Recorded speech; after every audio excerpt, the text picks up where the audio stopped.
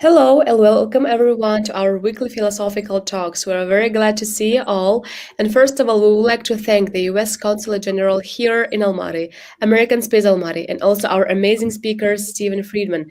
First of all, S.Friedman is a great American philosopher, scientist, and then the artist. And also the New York Times said that he's the great philosopher. So thank you for that. And also today's philosophical talks topic is of sites and monuments, how the future decides the past, and the poetry of philosophy. Thank you very much, Stephen. Please stay tuned and feel free to ask your questions and give your comments. Thank you. Thank you very much for the introduction, Aaliyah. Yes, I would like to thank the Consul General Eric Meyer in Almaty, also Elmira, Tracy, Dana, and Aaliyah, our moderator. This week's talk, as Aaliyah told you, is going to be on sites and monuments in relationship to the International Day of Sites and Monuments. That's what motivated the topic for me. I try to give talks that often bear a relationship to, specific commemorative occasions or events. Last week, I did a talk on the Holocaust in relation to International Holocaust Remembrance Day. So today, sites and monuments will be the focus. I was actually talking to Aaliyah in the minutes leading up to this, and I was telling her that when I prepared the talk originally and the summary that Aaliyah makes available, I thought that sites and monuments would occupy a small portion of the talk, and the poetry of philosophy, which is something that I wanted to address on a separate occasion, would occupy the majority of the time. But as the days sort of went by, more and more ideas about sites and monuments and the philosophical significance and issues that they raise and that relate to them came to mind. And so probably more of this will now be on the monument aspect and less on the poetry, which I might be able to get to at the end. If not, that will become the topic for another week. Okay. When one addresses a topic like this, first of all, I wanted to make one comment that this is in relation to the International Day of Sites and Monuments, a day to remember monuments, which is a little bit ironic, a little bit redundant in the sense that a monument is something that is designed for preservation of the memory of events. It relates to a Greek and Latin word that talks about recalling and reacquainting oneself with something from the past, some major occasion, major commemorative event. So, of all the aspects of society, modern life, that need a day of acknowledgement, it almost might seem that sites and monuments can sort of stand on their own. That's what they're designed to do, right? They're designed to be the tokens of remembrance. So, and designed to call attention to themselves in a variety of ways. When one encounters like a topic like this, first question that one asks is, well, what's a monument, right? And there are a variety of ways of addressing that issue. One way would be to go to a dictionary and look up a definition, right? Another way might be to read books on monuments, okay? That, in general, is not what I do. It's not what I did for this occasion. The philosophical approach to investigating the nature, the significance of monuments, let's say, is to consider the use of the term. What what are some examples of things that we call monuments? What are examples of things that we might call monuments, but give other designations to? That is how philosophy goes about the clarification of a concept. So the first thing that occurred to me, well, two things occurred to me, actually. One was the Washington Monument. Okay. The Washington Monument is in Washington, D.C. It's a needle, basically, very tall. Maybe like something over 500 feet tall, that is associated with George Washington, right? One of the founding fathers, the first president, one of the most important individuals in the history of this country. The Washington Monument. Near the Washington Monument is the Lincoln Memorial, right? And the Jefferson Memorial, right? Memorials to other great figures in the history of American society, American culture, American political life, right? Why do we call the Washington Monument a monument and the Lincoln Memorial a memorial? Well, one thing to understand, and this again is sort of a philosophical gloss, a philosophical commentary on how we come to terms with the nature of something. One thing that is not helpful, ultimately, it turns out, is to stare at the Washington Monument, stare at the Lincoln Memorial, and try to glean a distinction that would be the distinction in the use of those terms, right? Staring at the object staring at an object that's associated with the term does not clarify the nature of the concept of the term. Because and this is something that we have talked about on a variety of occasions, the meaning of a word like monument, is not the object for which the word stands. It's the use of that concept, right? This is a notion that was developed by the philosopher Wittgenstein, the 20th century philosopher that I referred to on many occasions. It's probably his most significant insight and contribution to philosophy. The notion that the meaning of a word is its use, not the object for which it stands, which was the view that people had for millennia. So another thing to keep in mind is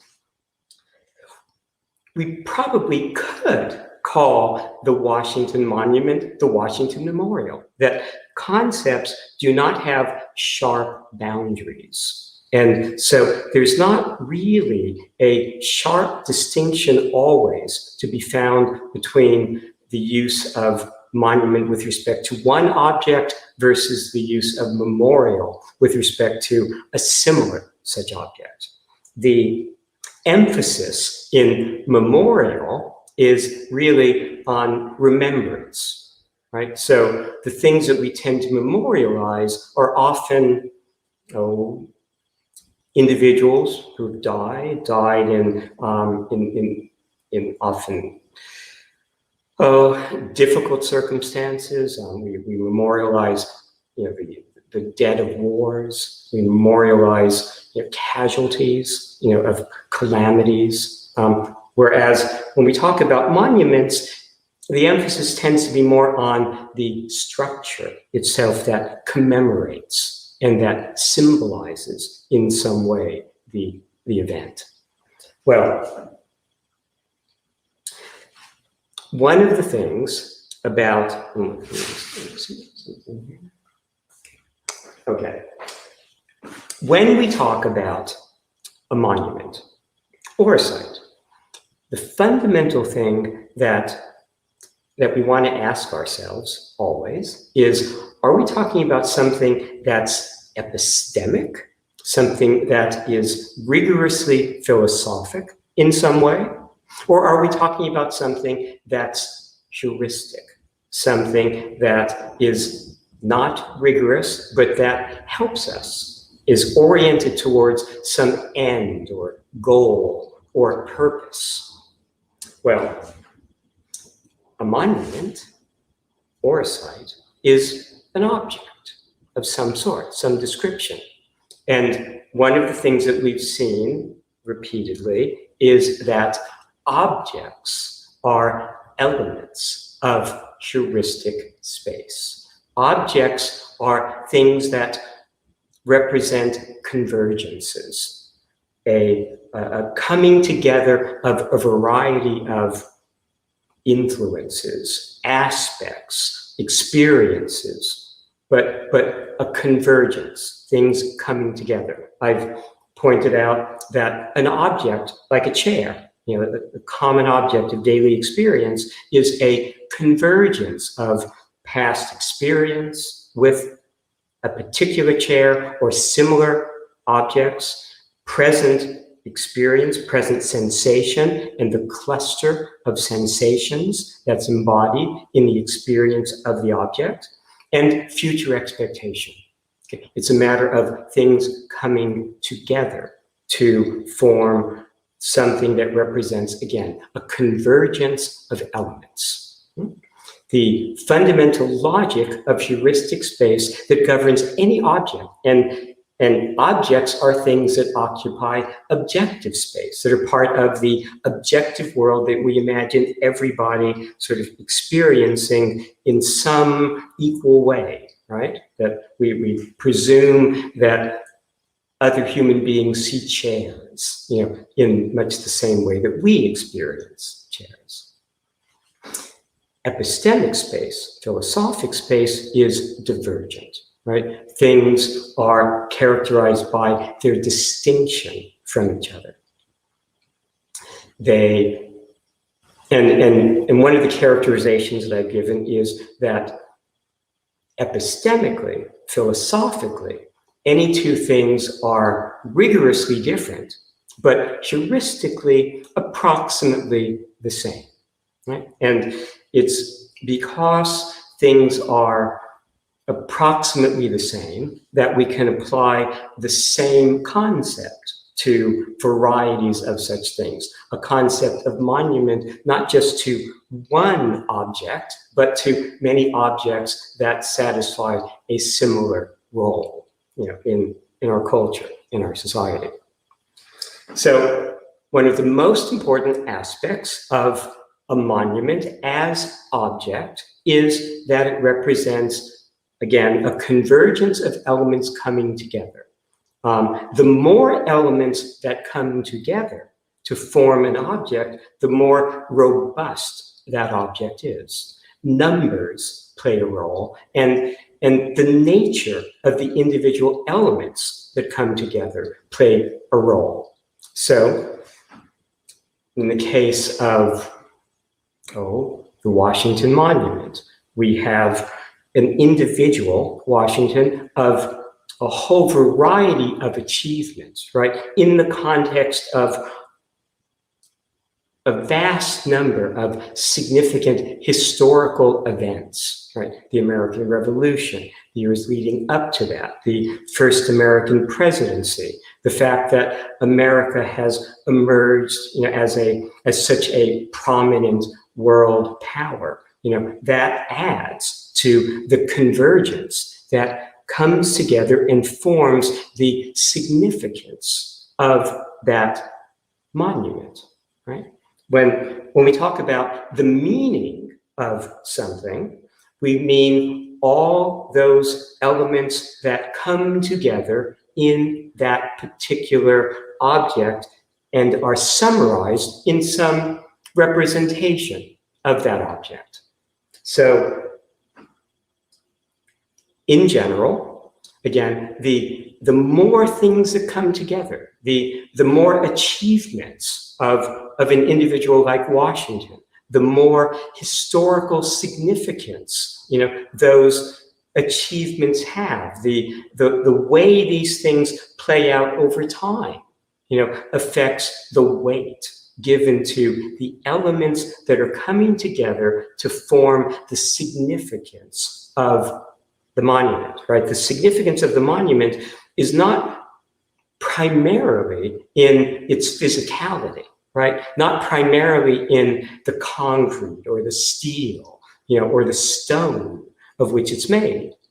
Its significance is in terms of its meaning, and its meaning is in relation to those events and experiences, historical and otherwise, that converge upon it, right? And again, the more of such things, typically the greater the meaning of the object. So one of the things that's memorialized, that's honored in monuments are wars, right? And casualties of wars. Well, the greater the number of participants in a war, right? The greater the number of casualties of a war, the greater all of the elements of the war, the impact that the war had historically and subsequently, the things that led into it, the things that come out of it, all of that tends to infuse a given object with the meaning that a monument ultimately possesses, right? So, and again, what I'm saying here about monuments is true of every object, right? But in the case of a monument, the elements that are coming together are of a particular rank, a particular weight, and again, a particular number. The more people that were affected by an event, the more people that were affected by the actions of an individual. The actions of a Washington affected not just a nation, but ultimately a world. So again, that is all of those contributory elements, those convergent features, add up to the fundamental significance and meaning of a given monument. And without those convergent elements, well, the monument wouldn't have been erected in the first place, right? Now, when we look at common monuments, I guess two aspects stand out. And these aspects are illustrated in the Washington Monument. They're especially illustrated in probably the most famous of all monuments, which are the Great Pyramids of Giza, right? The great Egyptian pyramids. It was, when I think of those pyramids, what immediately comes to my mind is a comment that Napoleon made on his Egyptian expedition, where he went to war. Okay, went to war in Egypt. It was at the beginning of his career. He says, from the top of these pyramids, 40 centuries of history are looking down upon us. And that was said to his troops to inspire them with a sense of the magnitude of what they were about to undertake, and give them a sense of the historical weight of the moment. Well, the pyramids, I should say a few things about the pyramids, just that I might have said previously, but I think bear repeating. And again, not everyone has seen all the previous talks. So for some of you, this will be new. For most of human history, most of recorded history, the last 5,000 years or so, the pyramids were the largest structure erected by human beings.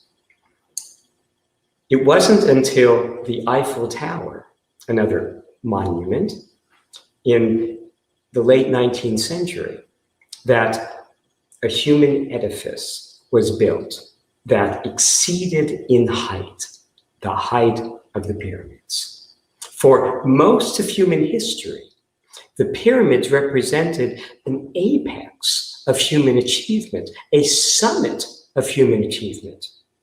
And they embodied something fundamental about how humanity tended to see itself throughout most of its history, which is that the past was superior to the present and the future.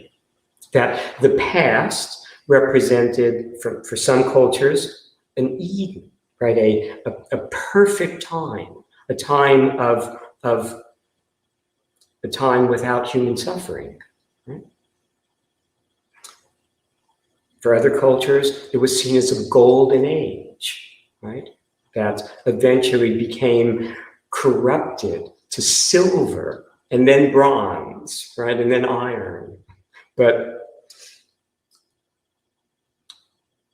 the pyramids were seen as something superhuman, right? Something that had to have been built by people of unusual capabilities, extraordinary capabilities, because for the 5,000 years subsequently, up until the late 19th century, nothing had come close, right, to their majesty and their presence, and even in certain respects their engineering skill, right, the precision that they exhibited. Well,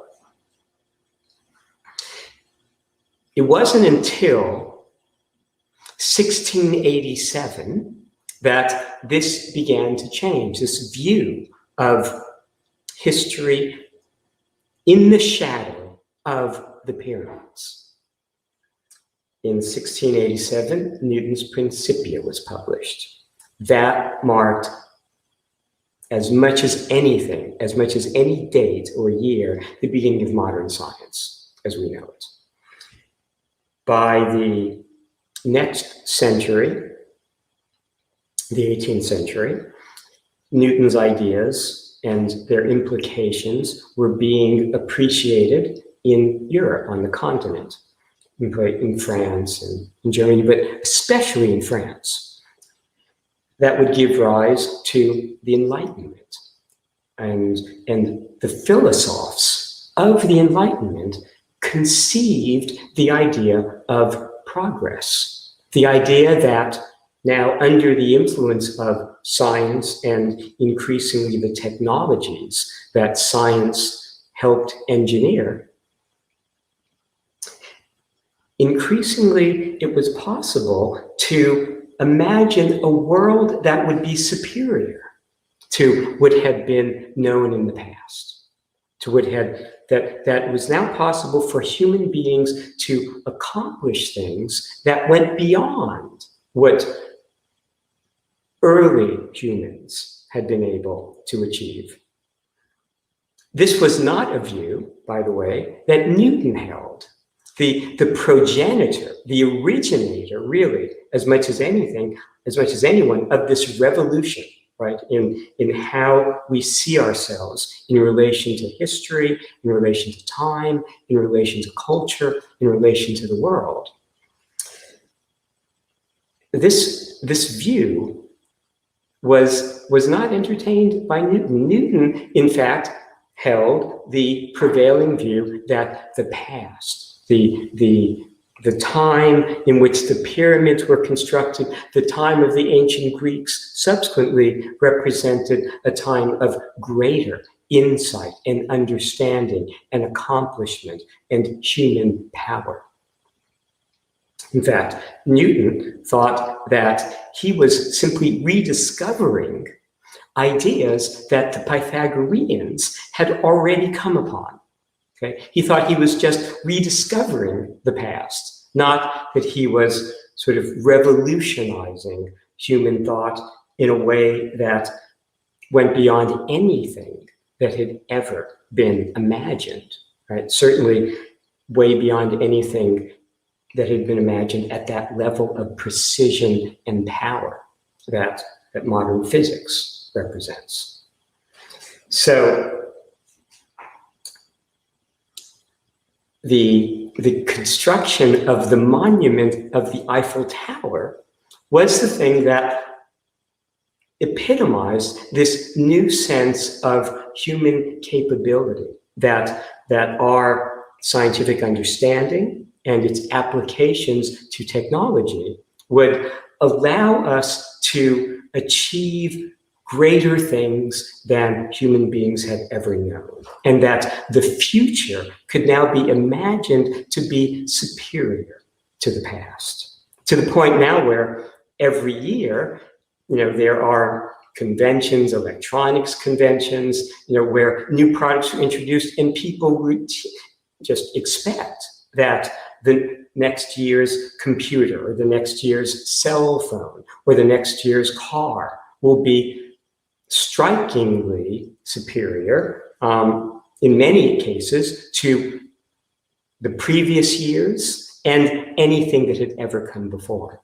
Again, this is new, and it's symbolized by the relationship between two monuments: pyramids, Great Pyramids of Giza, and the Eiffel Tower.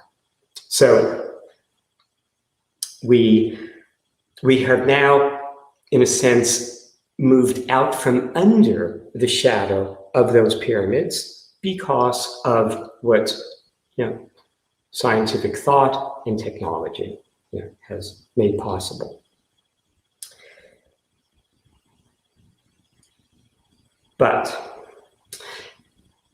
the two things that both of those monuments share, and that monuments in general both aspire to and display, are, one, a sense of size, a sense of scale, that in general, they want to inspire and they want to often astonish.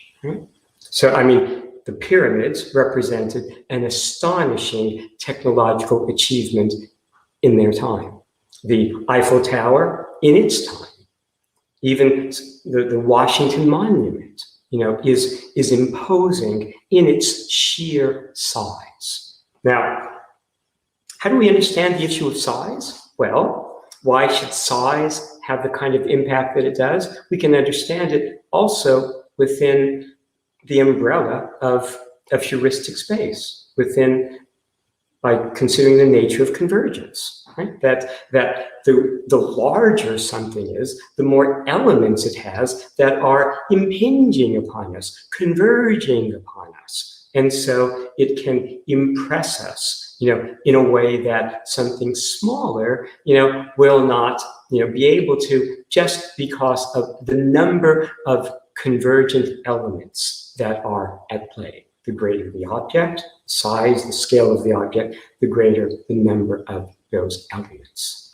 So, in general, the size of a monument relates to the kind of convergences, right, that are going into that monument to give it its meaning in the first place, right? The more convergent elements, the more people that have been affected or impacted, by whatever's being celebrated or commemorated, right? The more meaning, the more power, the more significance, the monument has. And that's represented in the greater size that again represents a greater convergence of elements, right? We should be able to understand all type of object, through the logic of heuristic space, the logic of convergence, because, again, philosophy is dealing at the highest levels of generality. It's dealing with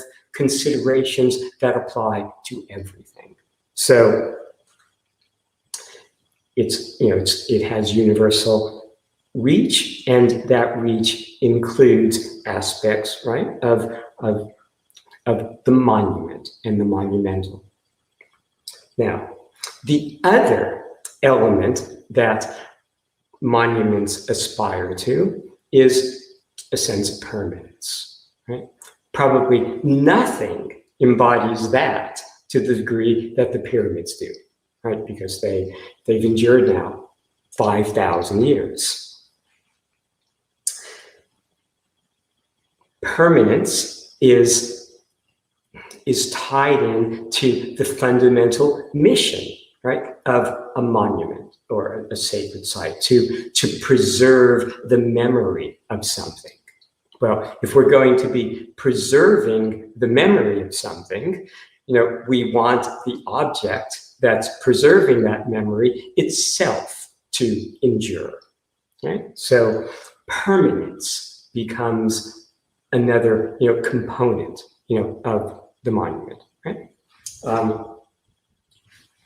Now, I'm going to come back to this in a second, those two elements, especially the relationship between scale and permanence, because there's art that I've done that's environmental and monumental in terms of scale that plays upon these ideas, and it will give you an example of different directions that we can go in embracing one or the other of those components of the monumental. But going back for a second to this idea of a convergence of elements, right, that give the monument its meaning, right? Whether those elements are, the nature of a war, the events of a person's life, the historical, significance and implications of something. Whatever those convergent elements are, well, they're not fixed in time. That as time goes by, more elements get added to the picture, right? We might discover more things, right, about the individual that might be commemorated, or the event that is being commemorated, by the monument. We're constantly discovering new things about the lives of, like, the founding fathers of this country, and really the biography of anybody, right? If we want to explore, there's always the potential for discovery. Those discoveries add to the convergent picture, the convergent meaning that the monument embodies, represents. Well, if new elements are being added, if we discover new things about an individual or about an event, a war, or whatever it might be that the monument is commemorating, well, there's no reason to think, right, that the meaning of that object, the meaning of that monument cannot change. It's certainly going to be changing subtly, right, as more events and experiences get added, to the picture, and that's inevitable in the course of time. These events, these convergent features, the experiences of the passage of time can profoundly change, right, the relationship to the monument, right? This is an illustration, right, of how the future decides the past, right? Decides the nature or the significance of that monument or that event that we're commemorating in the monument. Now, we know that events, circumstances, additional information can sort of change how we view anything. One of the best ways to sort of see this, to appreciate this, is in the relationship between a monument and a work of art. There's actually a lot that they have in common in the sense that there are these elements of the work, but then there's the meaning. And even beyond that, there's something Picasso once said that relates to this issue, which is the work of art, the actual physical work, is less important, ultimately, in the end, than the story about that work. Namely, all the events that converge upon that work that infuse it with all the meaning that ultimately it will have. A meaning that can change for us. The best example of this is probably the work of Van Gogh, the art of Van Gogh, right?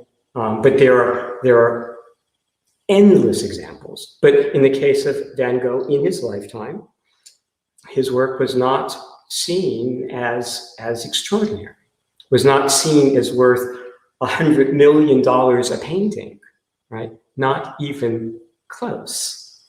I think I've mentioned before that he had one positive review of his art in his lifetime. He only sold one painting for the equivalent of $80. He was well known in art circles. He had a brother who was an art dealer in Paris. He was well connected, in that world. But what we see in his paintings, his contemporaries in general did not see.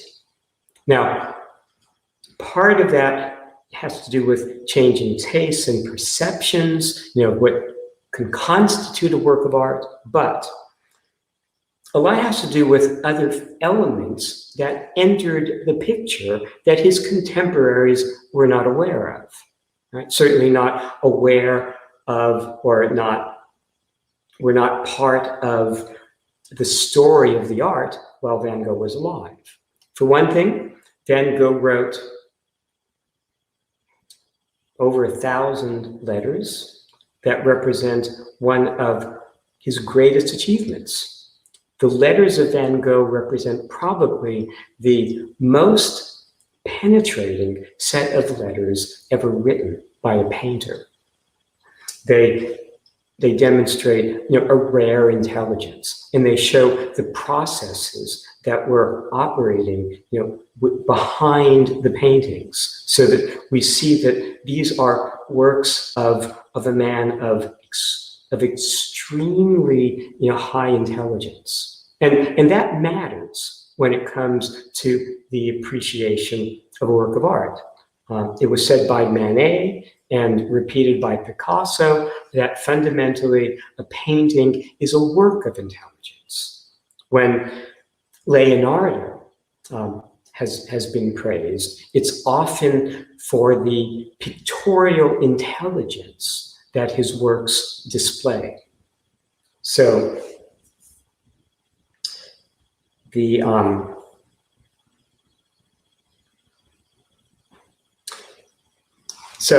his contemporaries did not have access to the letters. They didn't have access to his life story. They didn't have access to what appears to have been his suicide, right?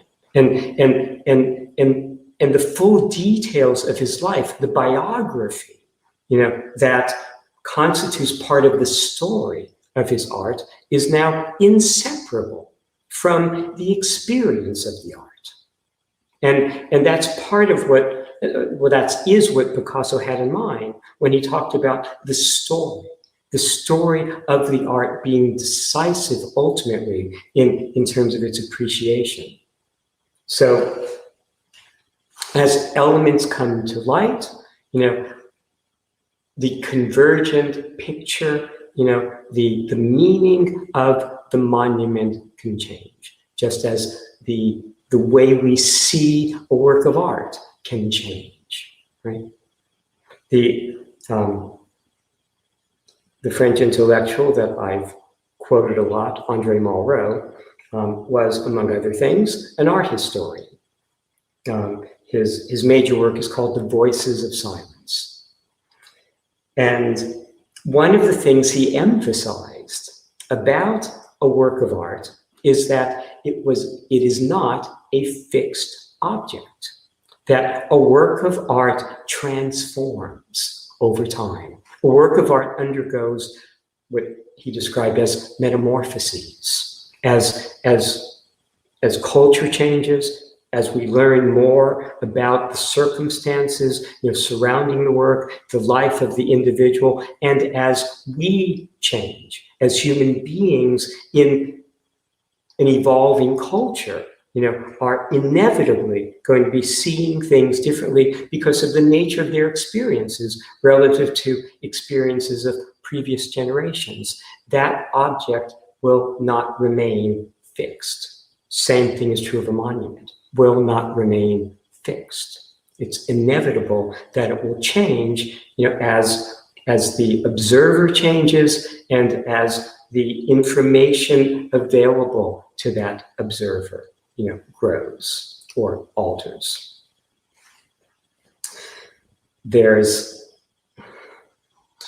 this kind of thing leads obviously to controversy, right? In the sense that somebody that might have been celebrated in the light of subsequent events might turn out to be more of a disreputable character, or we might not so much honor, the nature of the accomplishment as we once did. There's changing attitudes, for example, towards Columbus, right? The explorer, the Spanish explorer who sailed for Italy. Our sense of, broader ideas that we have about the nature of culture, the value of individual cultures. The less ethnocentric we are, the more we get accustomed to seeing things from the perspective of different cultures as we have more access to those cultures, as we can learn more about them, both through direct experience and all the information that's available to us that was not available in previous generations, the information brought to us by the internet, right? All of this can change the view of an individual or of an event that's been memorialized by some type of monument. So these things are not fixed. These things, even though the monument is aspiring to a sense of permanence, it's inevitably involved in a process of mutation, a process of change. It's and again, that illustrates a philosophical principle. Now, when I talked about how the past cannot guarantee the future decides the past, I was imagining very extreme transformations, such as waking up tomorrow to a different reality that persisted so that we would then view the present reality as dream, something that extreme. But it doesn't have to be that extreme, right? There are more tempered modifications, right? Again, convergences that can add to the picture, that can change, our sense of an object, our sense of a monument, and our willingness to embrace, what that monument is celebrating, commemorating, memorializing, right? These things evolve.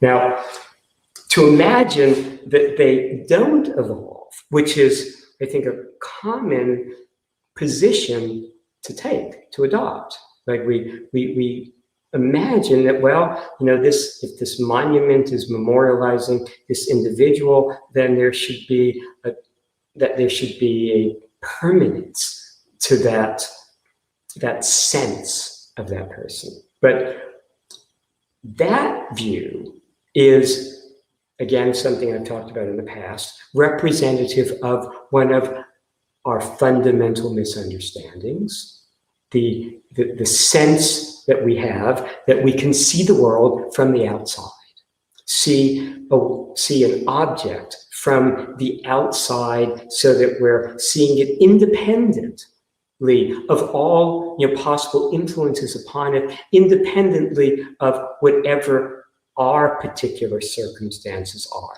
that might color that object, right? And again, I pointed out that the reason we have that sense of seeing things from the outside, seeing the world from this impossible perspective, is from the nature of language, which promotes coordination, cooperation among individuals, and so promotes the sense of seeing the world from outside ourselves. I've stressed that our fundamental challenge is not to see the world from someone else's perspective, to walk in someone else's shoes. Our fundamental challenge, philosophically, is to walk in our own, to see the world genuinely, truly from where we are, which is ultimately the epistemic reality that we have direct access to. Other things, heuristic things, are, again, not certain, not rigorous, not incontrovertible. So, a monument likes scale, likes size. The scale, the size tends to cohere, to be consistent with the number of convergent elements, the magnitude of those elements that go into the object that constitute the meaning of the object, right?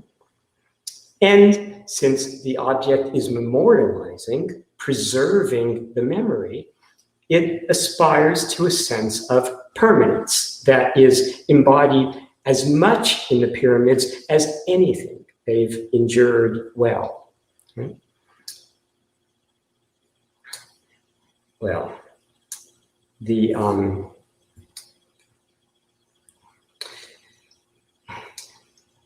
from a philosophical perspective, one tends to look at things close up, right?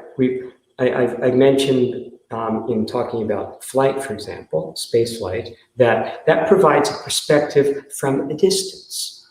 A perspective on things from a distance allows you to discern patterns, right? But you lose the detail. Philosophy wants to see things from a distance, but also preserve all the detail.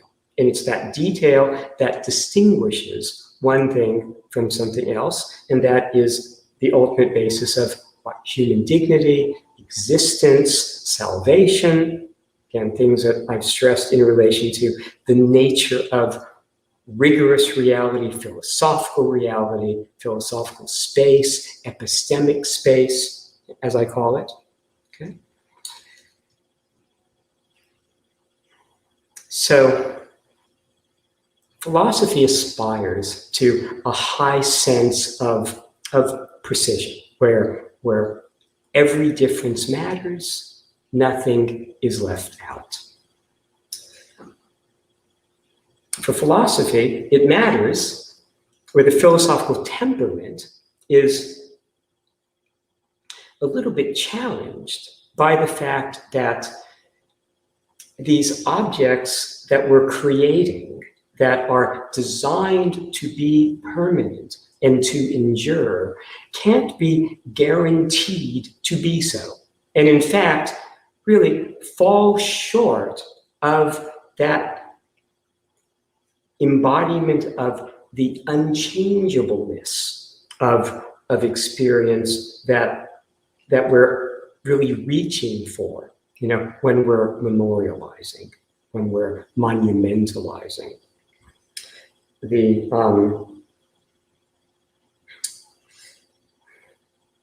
Whenever we aspire to something that turns out to be ultimately impossible, the philosophic temperament, the artistic temperament often goes in a different direction or seeks a different direction, right? Where what we could not achieve, we either no longer feel the need for because we're seeing things from an entirely different angle, or maybe we are able to achieve something, but through fundamentally different means than we imagined. I guess the way that I tend to illustrate this process is when I was first painting, I was doing pastels. And I think that, let me show you, so you get, you might be able to see, this is a pastel portrait that I did. It's made of chalk, okay?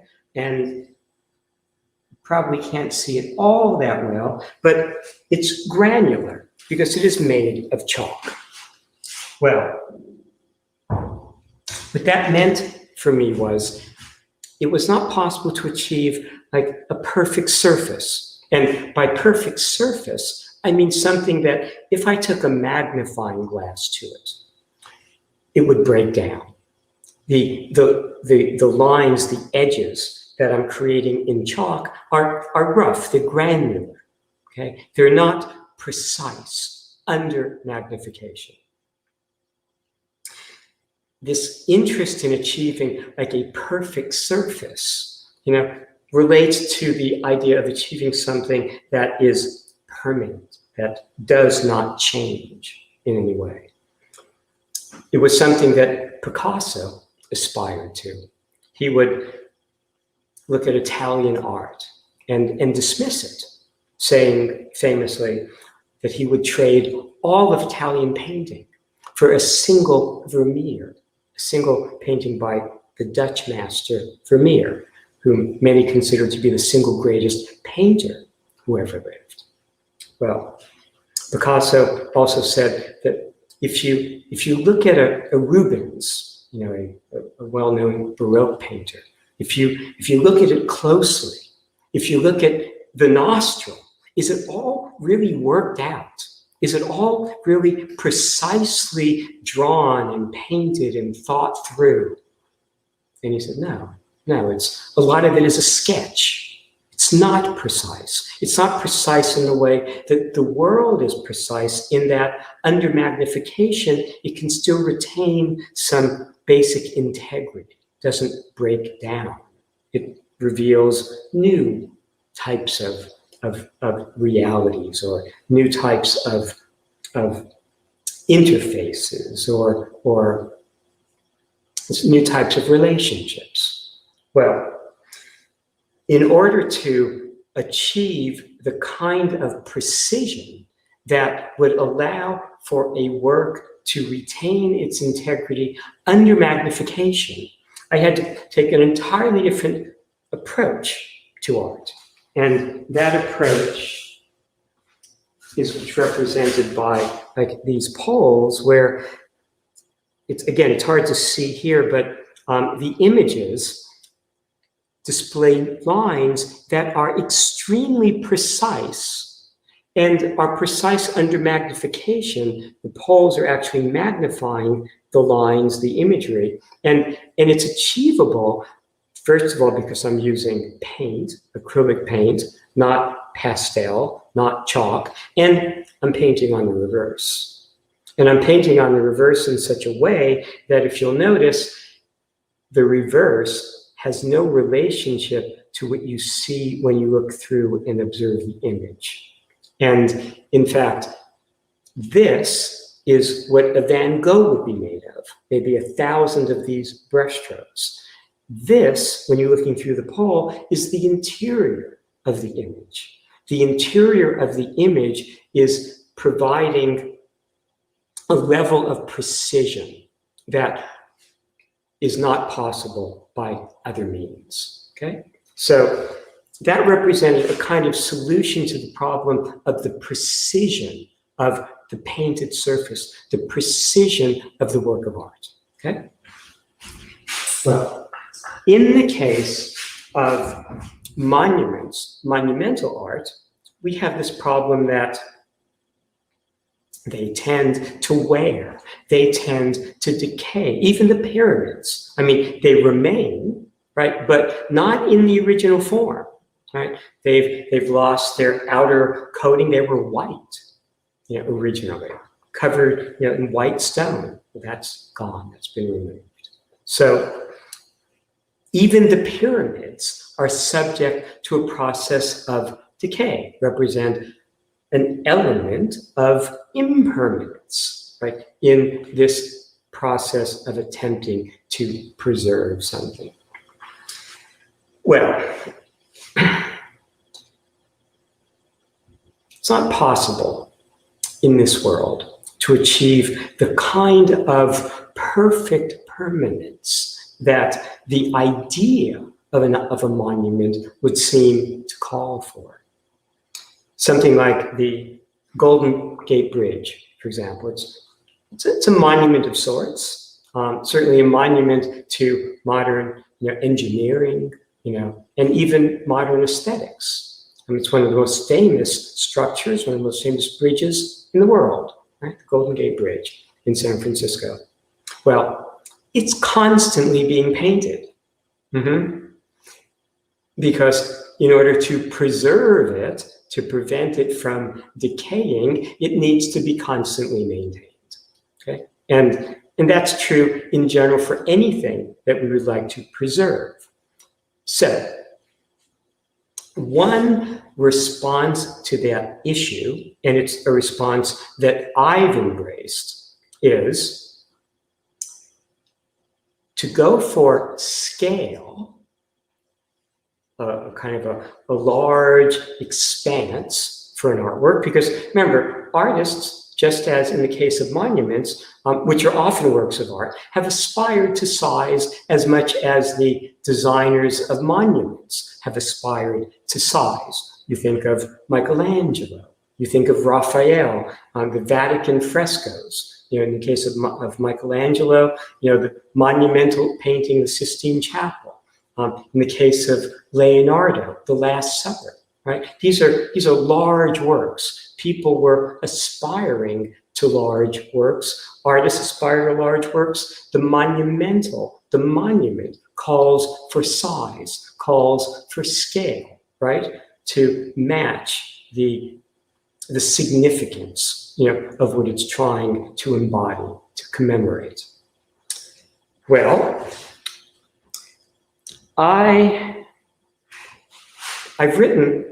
probably mentioned this, I've written about 200 works that are designed for, they're philosophic, they're aphoristic, they're poetic.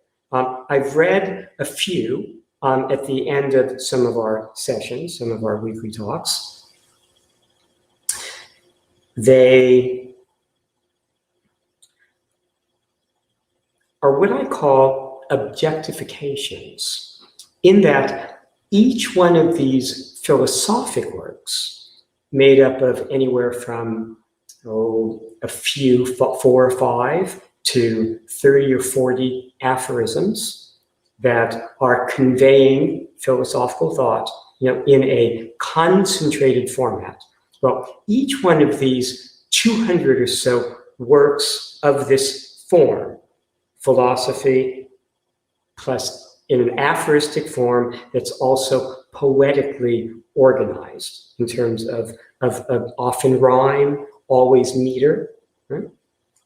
Well, these works I call objectifications, and they are all designed to be done in some environmental way, in some environmental, monumental sort of setting or mode of presentation. Now, one of these I've shown you before. I'll show it to you right now. This is skywriting that I did over Central Park in New York. I think you can see it a little bit there.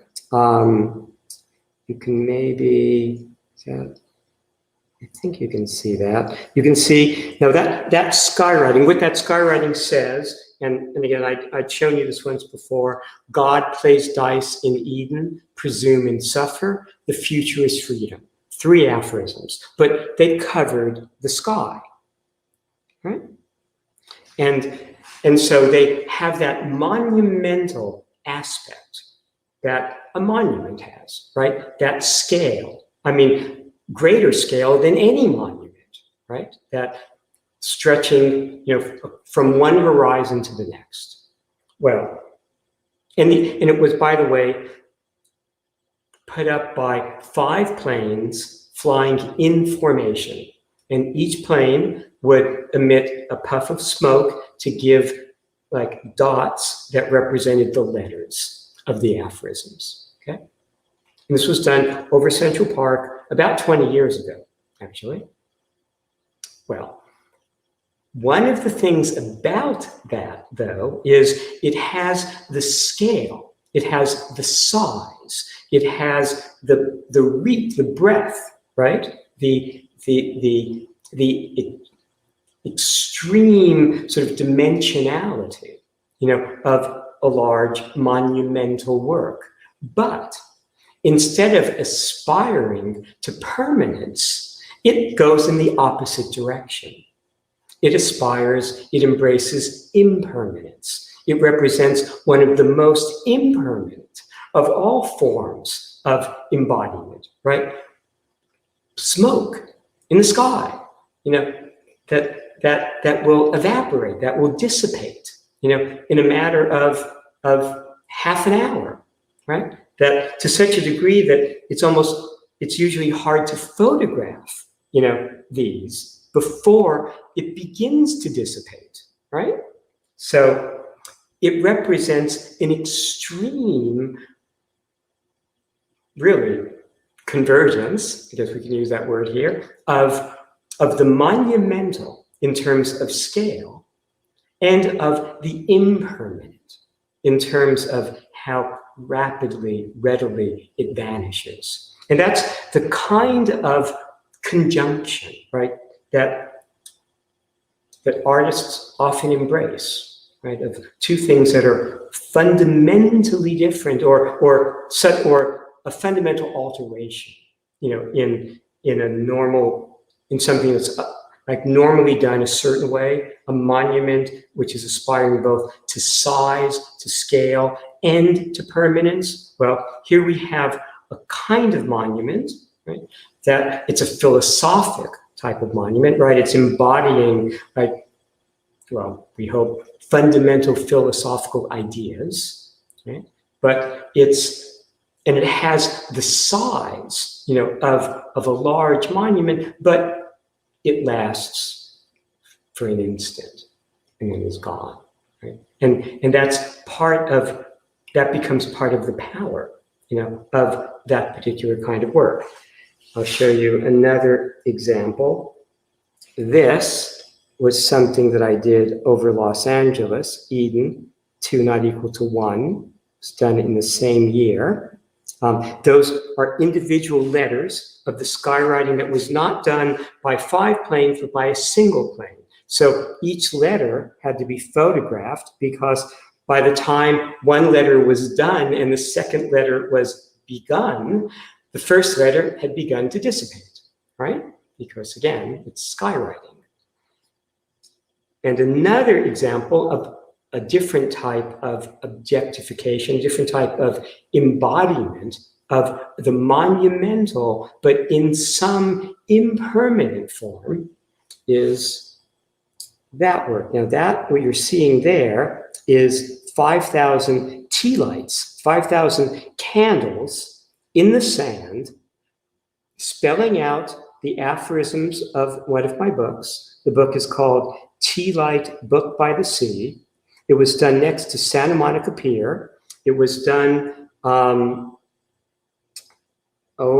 years ago. And the candles only last a few hours and they're gone. And then the event is gone. But it exists, it continues to exist photographically, and it exists most importantly in memory, right? In the memory of the individuals that saw it, and in the memory of anybody that's experienced it in some way or other, right? So, but it represents the embrace of the opposite, right? Instead of aspiring to being permanent, it's embracing the impermanent.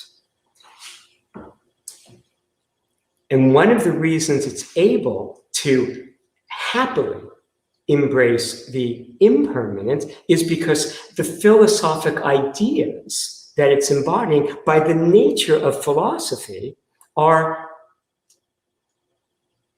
in a sense, invulnerable to change. That's the privilege of the limit of rigor, something that is not heuristic, not an object, not a convergence of different elements that can change over time as the elements that are coming together evolve, change over time. Something that is by its nature incontrovertible, rigorous, inviolate at the highest level of generality, so it's not in principle subject to the forces of change. So you see how a work of art like that can sort of turn the idea of the monumental and take it in a different direction, can be permanent in terms of the ideas it's embodying,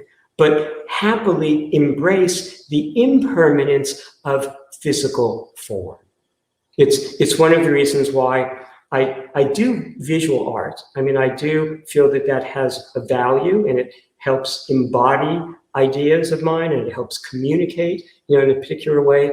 But ultimately, the precision and the rigor of philosophy demands the word.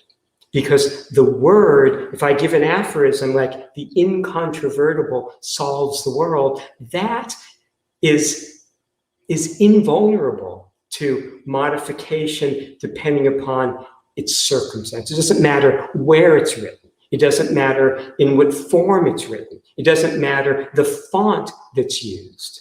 What matters ultimately is the idea itself. And the idea transcends the medium in the way that a monument ultimately does not transcend its physicality. So, there, I did not get a chance. I guess, let me just see how we're doing. I guess, see you, Leah. Okay, I did not get a chance to talk about the poetry of philosophy. I will do that subsequently. That will be, I think, there's enough to talk about that, in a whole separate session. But I'm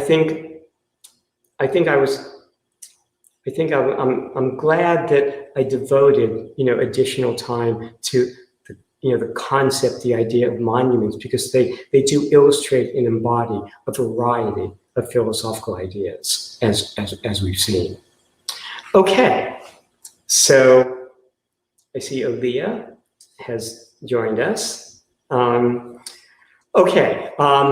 It's now time to turn to questions. I have one question from last time that I want to address now, and then if we have other questions, I'll get to those afterwards.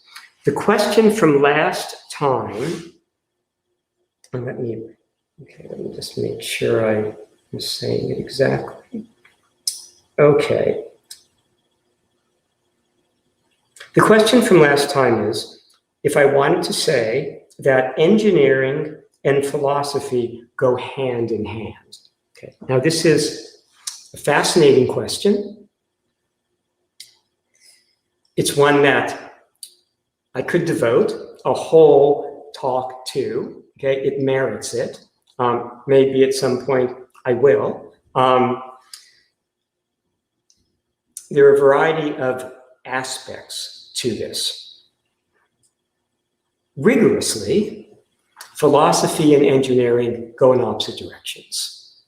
Philosophy is the epistemic. It operates in a divergent space.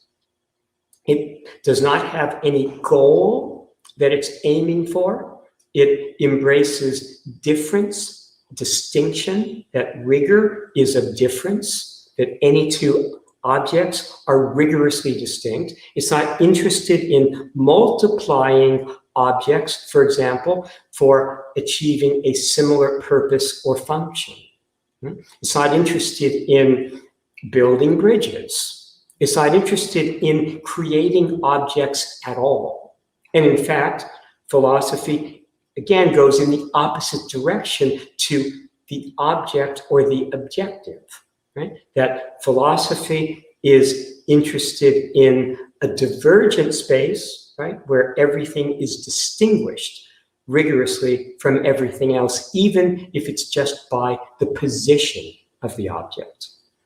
Engineering is aspiring to achieve objects, whether those objects are electronic devices, whether they're involved in space, space exploration, whether the objects are, bridges, whether it's, new technologies. Anytime we're talking about something to be engineered, we're fundamentally talking about an object to be achieved. Now, and an object, as I've been stressing in relation to monuments, is a convergent event, a convergent phenomenon. There are things that are brought together. Anytime we create something, any object of engineering that we're going to actually create in a physical space, the physical reality of the object will be assembled. It will be brought together. It will be achieved by bringing together a variety of component parts or elements, right? Even if we're doing nanotechnology, those elements might be individual atoms, but they're still elements that are being brought together to achieve some composite result that's almost, well, in virtually every instance, highly ordered. So it's not just a matter of bringing things together, but bringing them together in a certain way, in a certain order, okay? A certain number of individual components, a certain type of individual components. And when those components are brought together, they might be brought together in some engineering process, right? So the philosophic is non-objective, occupies a rigorous space that's divergent. The object of engineering is, well, engineering is heuristic. Engineering is trying to achieve objects. It's trying to achieve bridges that can function, within, societal needs and address societal demands. So in that sense, fundamentally, they're as different as epistemic and heuristic space are different. But since philosophy is operating at this high level of generality and is articulating the elements of rigorous space, epistemic space, everything else is heuristic. And it's philosophy that has the clearest view of what the heuristic is in its highest generality. And so philosophy can help elucidate, clarify, elaborate, develop heuristic principles, okay? Because philosophy is standing a little bit outside the heuristic process. So it can sort of see it with a clarity that from within the process is not available to us. So it's philosophy that can, for example, clarify that any object that we're creating is going to be created through some mode of convergence. It's able to elaborate the fundamental principle of heuristic space, which is that some order of convergence will achieve any given object. In other words, will achieve any particular goal. If we haven't yet achieved that, we keep trying. We can't ever know in advance that a given goal is theoretically impossible. Okay. Remember, in the late 19th century, in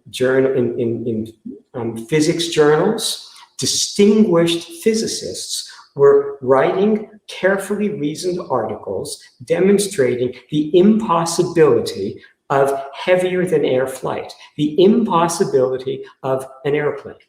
Okay? By the end of the 19th century, this was accepted within physics circles until the Wright brothers showed that what was theoretically impossible was, in fact, an actuality. Okay? So you don't know in advance, right? I mean, Thomas Edison, famously tried, I think, 10,000 different combinations of elements of filaments for the incandescent light bulb until he was able to achieve something that could last, as long as the light bulbs that eventually were produced were able to. So we do know, philosophically, that we cannot know in advance of the engineering of an object whether it will be successful or not. Because that object, that engineering is trying to achieve, trying to create, can't be rigorously known to be achievable. We have to do it. We have to create it. And then we see if it works. And then we see if it continues to work. And we see if it continues to work in the types of environments that we need it to work in. So philosophy and engineering are, again, operating in different spaces. Epistemic, rigorous for philosophy, heuristic, convergent for engineering, but philosophy can clarify the principles, the overall governing principles of that heuristic space. And so it can contribute to the solution to any particular engineering problem in principle. Now, and that shouldn't surprise us because, for example, we know that Einstein and Heisenberg relied heavily upon philosophy to achieve their results in physics. And physics and engineering, physics and technology are intimately connected, right? The criterion, the test of a physical theory is in its technological applications, ultimately. It has to work and it has to help us. A physics that creates bridges that collapse is not the physics that we're ultimately going to want to embrace, right? We will seek out a physics that will achieve the technological results that we aspire to, even if ultimately we never discover that, right? We're going to aim for it. That's what we want. So physics and philosophy and engineering are distinct enterprises occupying distinct spaces, but philosophy in particular can help guide engineering. My work in molecular biology, the work on mutated viruses as chemotherapeutic agents, was a biomedical engineering process that was guided by certain philosophical ideas, insights, basically about elaborating convergent elements at a point because a controlled experiment, a comparison between 2 points, was theoretically impossible. But I guess the bottom line distinction is that a philosophical result is rigorous and so can be known independently of experience. Whereas a result in engineering, no matter how much it might be guided by various types of thinking, by various infusions, even of philosophical ideas, has to be tested to be known to work. It cannot be known to work in advance. Okay? I know that was a long answer, but as I said, it was a rich question, right? Those are two like very fertile ideas, fields, and so I think it merited a little time.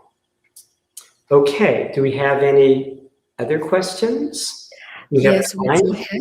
Yeah, we have got a few minutes, but we have now. Good. Let's see, 3 questions. Let me just read them out. The first one, dear Mr. Friedman, I'm sorry that for my question. What do you think about state language of Kazakhstan? Could you explain about from philosophical side? Because I think our government especially don't take it to attention what they are developed digital Kazakhstan.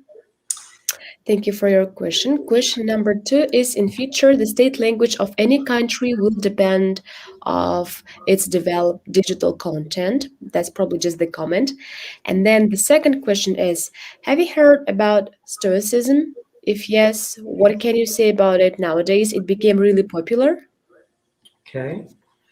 Okay, Mhm. let me deal with the Stoicism question right now. In the next week, I'll talk about the digital questions because I think I need to actually learn a little bit more about the digital language of Kazakhstan. Okay, so I will look into that a little bit more. But in terms of Stoicism, yes. This is also a large topic, potentially. Let me say a few things. One of the writers, intellectuals that I read when I was young was Albert Schweitzer. He was a world-famous organist, actually, an authority on the organ works of Bach, the composer Bach, internationally celebrated, for his knowledge of the organ and for his performances of Bach. He was also a philosopher. He was a religious figure. He did a lot of study into the nature of the historical Jesus. At some point, he decided to give up his music career, enter medical school, and go off to Africa and basically provide medical services to impoverished people in Africa. Well, Albert Schweitzer, who embraced Christianity, ultimately said that early in his life, the most compelling alternative he had ever encountered to Christianity was Stoicism.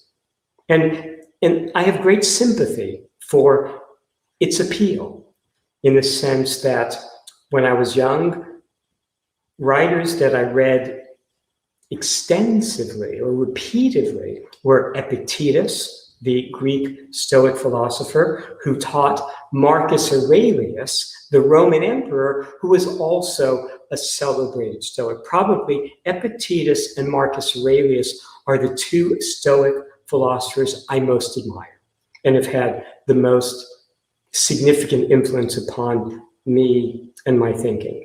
The main problem for me with Stoicism and how it goes in a different direction to my philosophical work is that Stoicism is interested in blunting one's sort of experience of the harshness or finding ways to mute the pain of human experience. It's almost like it cuts one off from the full range of human emotions because it wants to make one less vulnerable to the turbulence of human life and the challenges of human life and the pain of human life.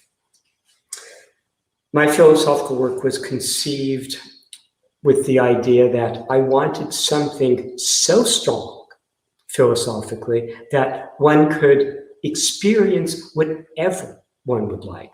One could experience a full range of emotions, a full range of trying or painful, or stressful circumstances, just because it represented part of the fullness of human experience. But I wanted the philosophical work to be strong enough so that if something ever became intolerable, some loss, some pain, some type of suffering, that I could turn on the philosophy like flipping a switch, and then remove myself from whatever the horror was. For me, that is a stronger philosophical relationship to experience than something that effectively distances one or removes one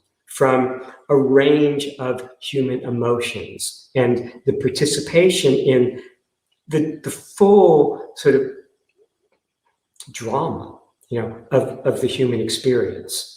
And what I have found philosophically is that my results are strong enough, at least for me, that it's very rare that I have to step into the philosophical orientation because experience has become intolerable. What I have done is, and I've illustrated this in previous talks, I've mentioned that during the earthquake in Los Angeles in 1994, I almost died. A wall fell on me, and if part of the support for the building I was in had shifted another quarter of an inch, a centimeter, the building would have collapsed. And I literally thought I was at the point of death. And I ran an aphorism through my mind. The aphorism was selflessness, how one acts not out of need, to see if that aphorism could address the anxiety and the terror, of that moment. That was an aphorism that had always worked for me. So it was like turning a switch. That aphorism didn't work. So I went to something more at the foundation of my philosophical work at the time, an aphorism that would seem to have nothing to do with an earthquake. The meaning of the world is its most general representation. It actually gives the nature of perspective. And I ran that through my mind, and that did work. And like a switch, the agony of that moment of impending death, ended. And I was calm. So calm that I was able to then step out of that philosophical perspective. So for me, Stoicism is a little too much of a trap. I want more freedom. And I want to have for me, the solution to the world embodies the limit of freedom, which is also the limit of rigor, something so strong that one never has to use it, right? That's really the limit of true power, right? That's the nature of true power. True power is seen in its not needing to be exercised. It's not needing to be used. When you start boasting of your power or using power, well, you're announcing your weakness. So for me, philosophical work, philosophical ideas have to be so strong that they allow us to live this experience in its full range of emotion, in its full range, even of pain, simply because ultimately it's voluntary from that highest philosophical perspective, the perspective of rigor. Okay? So. Thank you very much for your answers, Stephen. Thank you. And thank you, Daniel, for your question. We were very happy to answer it. So unfortunately, our time is up. But first of all, again, we would thank you, Stephen, for such an amazing talk, for contributing your talks towards this International Monuments Day. And thank you all the audience for giving your comments, giving your thumbs up, likes, questions. There's also one new question, but we will definitely answer it in the next session. Let me read it out. Okay. From the question from the same person, Daniel, I wanted to add another question related to Stoicism. What do you recommend to read articles, books, to learn about it more? Okay. I'll address that next time, and I'll give you a list. I could give it right now, but we'll wait for next time. Okay? And I'll give some commentary. Yes. Daniel, please stay tuned. So we will be really looking forward to seeing you all. And also, if you would like to hear the answers to your questions, please join us next time. One more time, thank you very much. Please stay safe and hope to see you soon. Thank you. Thank you, everybody. Have a great night. Have a great day. Have a great week. And I hope to see you next week. Thank you so much. Thank you very much. Goodbye, all. Thank you.